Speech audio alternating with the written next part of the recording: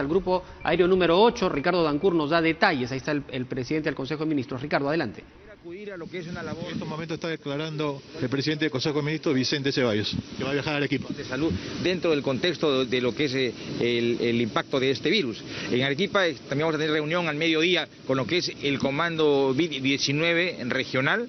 A su vez también de esta oportunidad estamos llevando material de bioseguridad, implementos, equipamientos, medicinas, pruebas rápidas por parte del MINSA, por parte de salud, por parte de la sanidad, y cada uno de los señores ministros, viceministros que nos acompañan van a cumplir una labor específica el día de hoy en la ciudad de Arequipa. ¿Se han incrementado los casos en Arequipa, ministro? Está dentro del promedio, obviamente estamos haciendo todo el esfuerzo posible para que esto no se pueda descontrolar. De una u otra manera los lineamientos que se están dando por el ente rector, que es el Ministerio de Salud, se están cumpliendo. No obstante, estamos acudiendo a una labor de supervisión de cuál es el estado de cumplimiento o de avance e implementación que se tiene relacionado a estas disposiciones. Ahora, nuestro país tiene un alto índice de contagiados y está poniendo uno de los primeros niveles o primeros índices a nivel mundial. ¿Esto a qué se debe? ¿A la cantidad de pruebas que se están realizando o es que en realidad no estamos acatando y estamos contagiando de manera masiva? Mire, son varias lecturas. En principio también hay que hacer el contraste. Nuestro país es uno de los donde más se están realizando pruebas rápidas. Es más, esta semana han llegado 800.000 pruebas rápidas adquiridas por el gobierno peruano. La Sociedad Nacional de Minería se comprometió hace 30 días a hacer un donativo de 500.000 pruebas rápidas que deben ser entregadas en estos próximos días.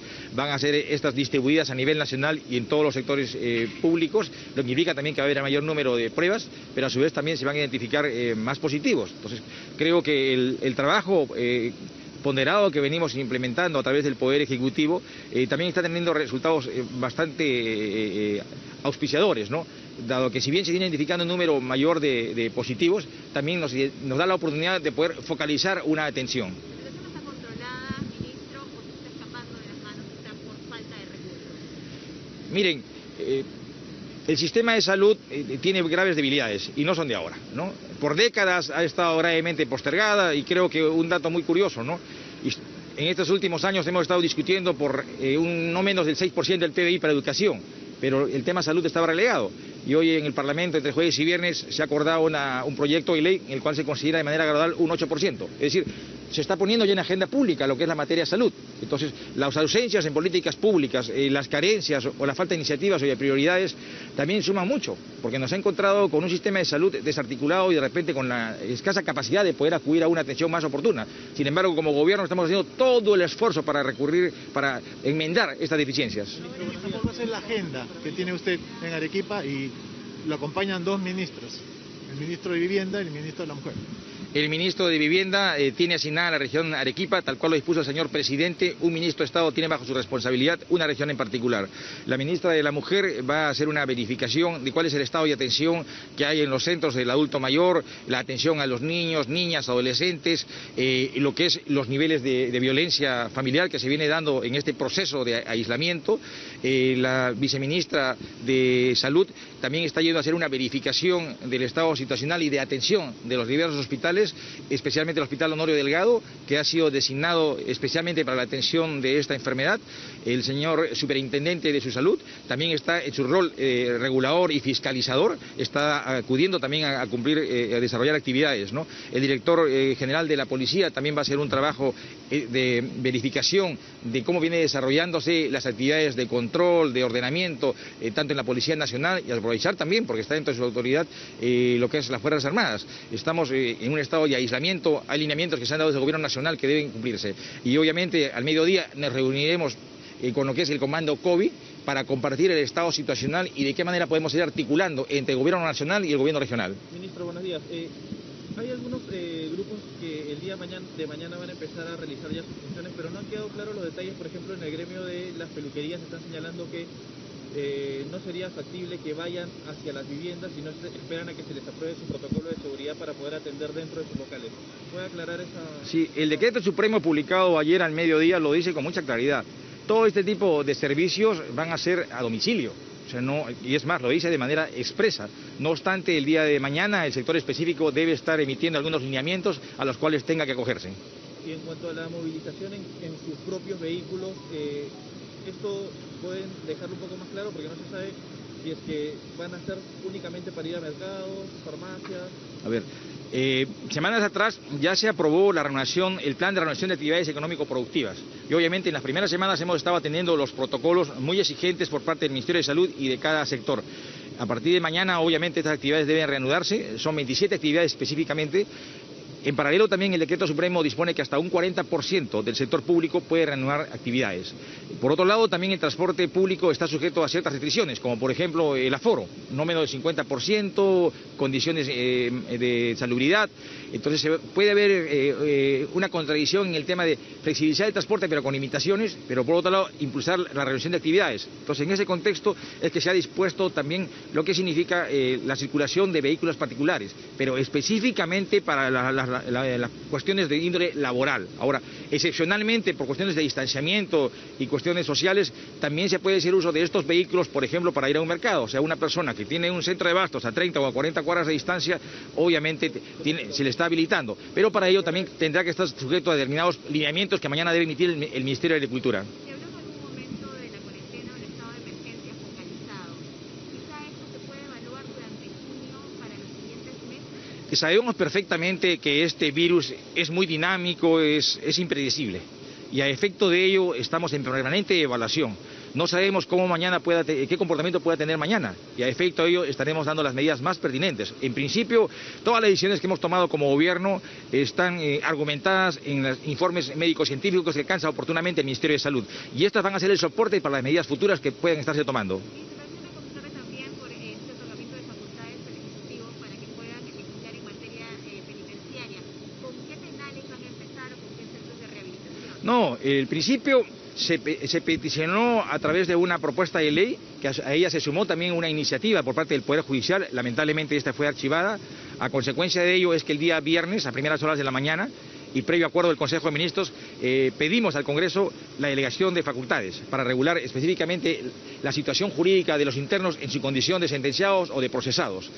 Ipso facto, en horas de la noche fuimos convocados. De ese mismo día el Ministro de Justicia y el Premier atendimos los requerimientos, la información necesaria y finalmente ha sido aprobada. Se nos ha dado un plazo de 7 días, ¿no?, para emitir una ley, un decreto legislativo que regule y dé los lineamientos de lo que es la situación jurídica de internos y procesados en la posibilidad de que pudieran obtener su libertad y que esto pueda ayudar a lo que es la sobrepoblación que se tiene en los establecimientos penitenciarios.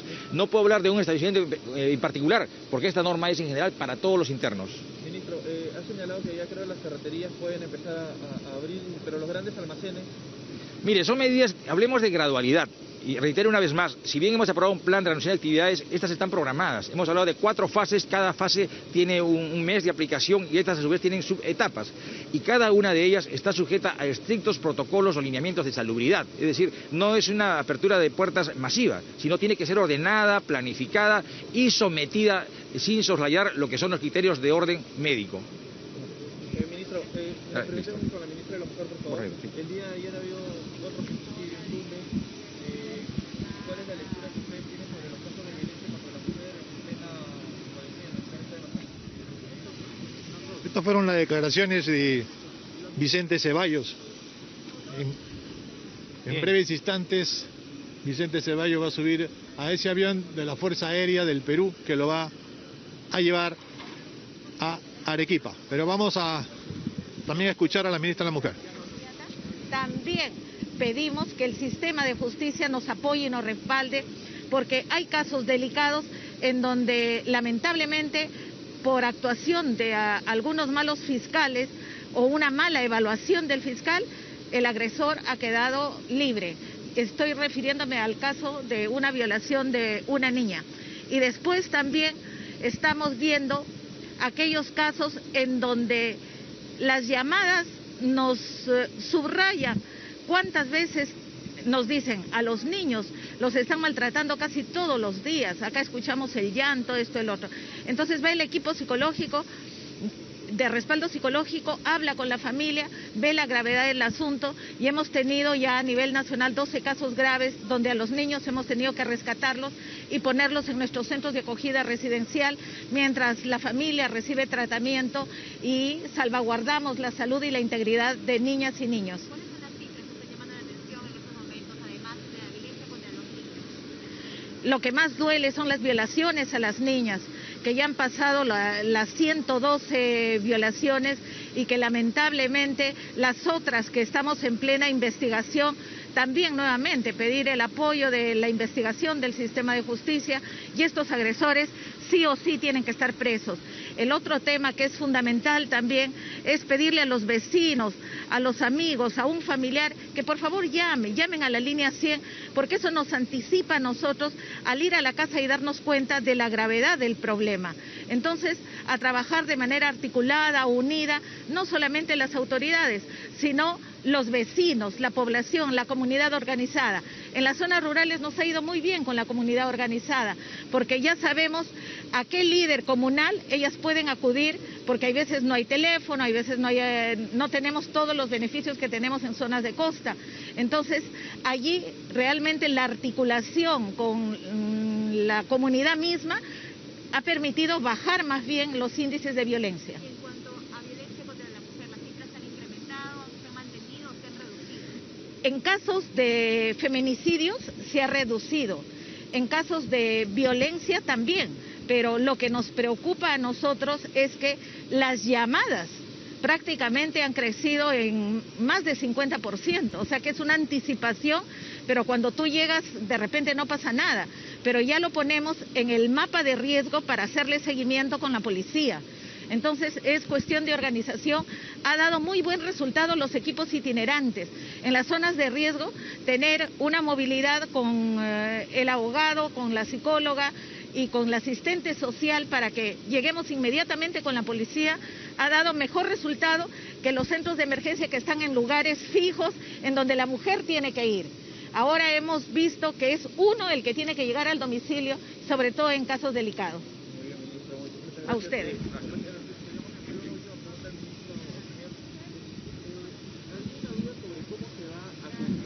Que las personas que se movilizan en sus vehículos no traspasen los límites de la zona en donde normalmente tienen que hacer el mercado o hacer otro tipo de compras. ¿Cómo se va a controlar esta situación? Para que no se vayan a otros distritos, por ejemplo. Deben estarse publicando en la página web del Ministerio del Interior algunos lineamientos. Obviamente también apelamos a la responsabilidad que tiene que asumir cada ciudadano. Si bien se están flexibilizando las normas, en principio el presidente lo ha manifestado de manera muy clara, estamos acudiendo a una nueva convivencia y obviamente tenemos que mejorar nuestras cotidianas acciones.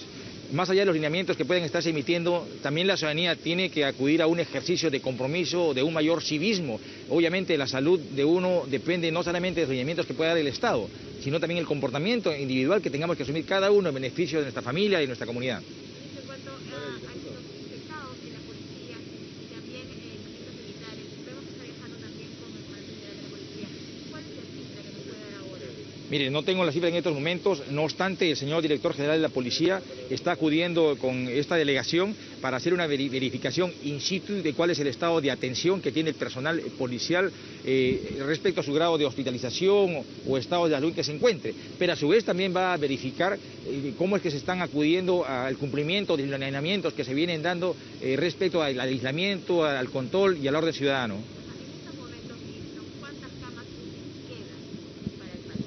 Mire, el margen de camas que nos queda más o menos oscila entre el 10 al 15% aproximadamente. No obstante, debo enfatizarle, el día miércoles de la semana pasada se aprobó en el Consejo de Ministros un decreto legislativo que ya se viene implementando para adquirir en una primera fase 5.000 camas para hospitalización y 200 camas para unidades UCI. Estas en la próxima semana más tardar deben de haberse adquirido y distribuido a nivel nacional. No obstante, la expectativa es la adquisición de cerca de 20.000 camas para hospitalización y 2.000 unidades UCI. Ministro, a un grupo de personas todavía no les queda claro que el día domingo, a partir de la próxima semana, va a ser un día de inmovilización social obligatoria durante las 24 horas o va a ser el mismo horario que se utiliza de lunes a sábado. De tres normas de carácter social que de repente no se ha explicado bien. Los días domingos de inmovilización social general se mantienen, es decir, no hay salidas. Lo segundo, las reglas dispuestas para los niños, niñas y adolescentes menores de 14 años también se mantienen. Pueden salir 30 minutos por día a una distancia no mayor a 500 metros. Y la tercera regla es que las personas de alta vulnerabilidad tenemos que focalizar nuestra atención prioritaria en ellos. Es decir, hay normas restrictivas, pero es por su propia salud. También debo indicarles que en plazo de 7 días el Ministerio de Salud debe emitir los lineamientos sobre la salud mental de forma integral. Es decir, ahí se van a regular cuáles son los espacios o qué excepciones se va a aplicar a la norma que nos liberen un poco del estrés o la recarga que está sujetándonos estas limitaciones que nos ponen el aislamiento. Gracias. Esas fueron las declaraciones, Julio, del premier Vicente Ceballos. Bien, Ricardo, muchas gracias, Ricardo,